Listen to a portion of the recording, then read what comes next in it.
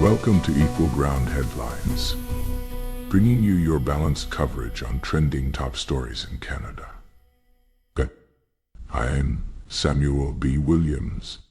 Clear news deserves a clear signal. Hit like, hit subscribe, and stay grounded. Canada's Prime Minister is sending a blunt message about trade tensions after a high-profile meeting with U.S. lawmakers. Mark Carney, the newly installed Prime Minister, revealed that tariffs were a key topic in his talks with a visiting U.S. congressional delegation in Ottawa.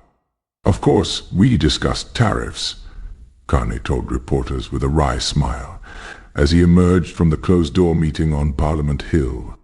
His emphasis was notable, a clear nod to the elephant in the room. Under President Trump, the United States has revived protectionist tariffs on various goods, rattling allies like Canada to door.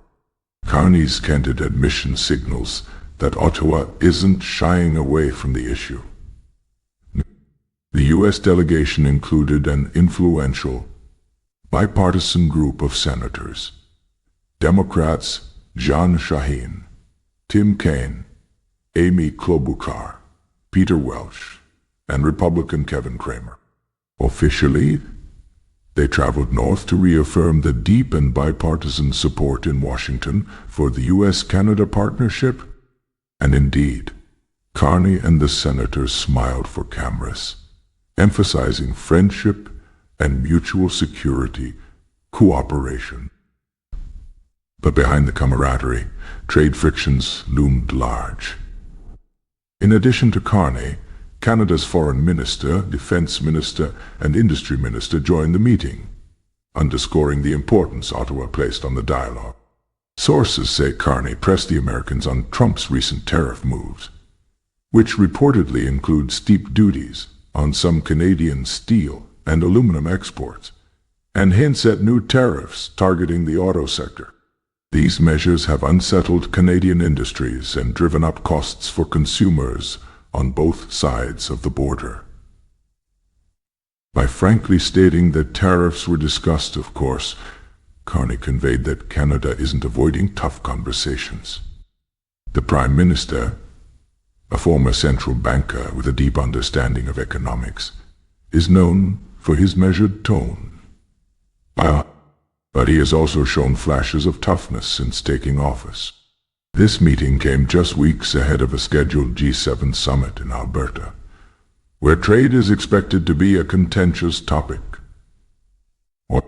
One Canadian official described the Ottawa talks as a preemptive strike, diplomatically, an effort to clear the air on tariffs before leaders face each other at the G7 table.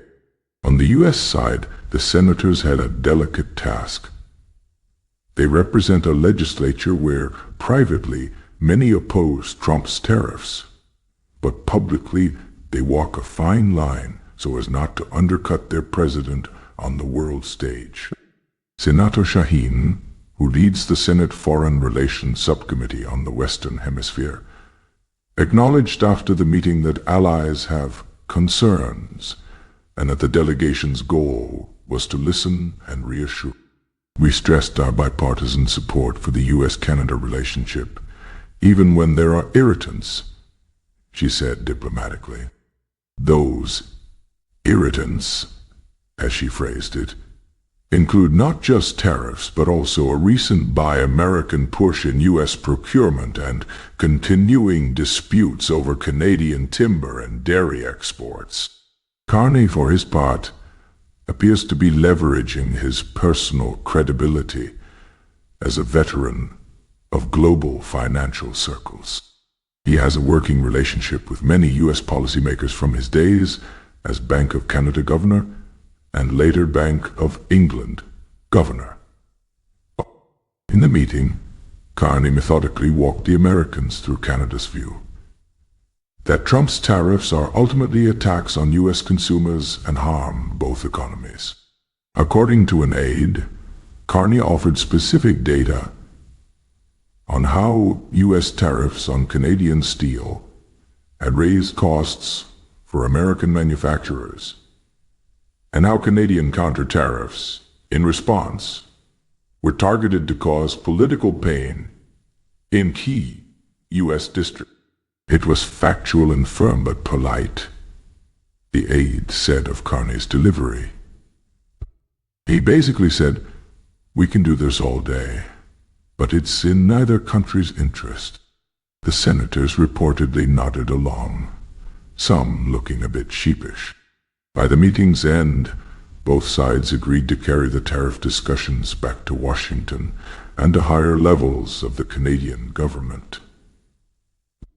While no immediate breakthroughs were announced, no one expected Trump's policies to reverse overnight. The dialogue itself was appreciated. The Business Council of Canada, whose representatives also attended part of the talks, said it was encouraged that U.S. lawmakers were willing to hear Canadian concerns firsthand. Tariffs and trade barriers were out in the open. The Council's president noted, calling the meeting a positive step. Political commentators in Ottawa saw Carney's handling of the U.S. visit as a signal of his leadership style. One columnist wrote that Carney mixed Canadian charm with a touch of steel, confronting an uncomfortable topic without turning it into a spectacle. Indeed, Carney's calm confirmation. We discussed tariffs, belies the potential economic storm those tariffs represent. The coming G7 summit will likely test whether that calm can be maintained. As Carney prepares to welcome President Trump and other leaders to the mountain resort of Kanaskis next month, the tariff issue promises to follow them all the way to the summit's scenic vistas. For now, Canada's Prime Minister has put Washington on notice that America's northern neighbor won't suffer trade penalties in silence. They'll be met with discussion, diplomacy, and if needed, determination to defend Canadian interests.